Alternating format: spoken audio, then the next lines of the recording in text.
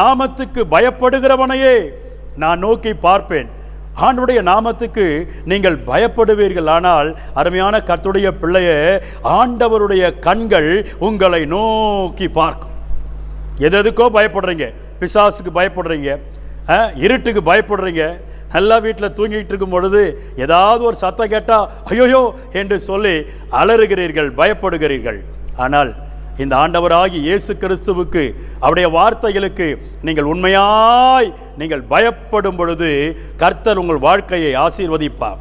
128 சங்கீதம் 1 வசனம் சொல்கிறது, கர்த்தருக்கு பயப்படுகிறவனோ இவ்விதமாய் ஆசீர்வதிக்கப்படுவான்.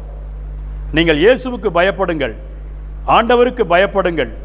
ஆண்டவர் சொல்றார், உங்கள் சரீரத்தை கொல்லுகிறவனுக்கு நீங்கள் பயப்பட வேண்டாம், உங்களுடைய உயிர், உங்களுடைய ஆன்மாவை கொல்லுகிற தேவனுக்கு பயப்படுங்கள் என்று வேதம் சொல்லுகிறது.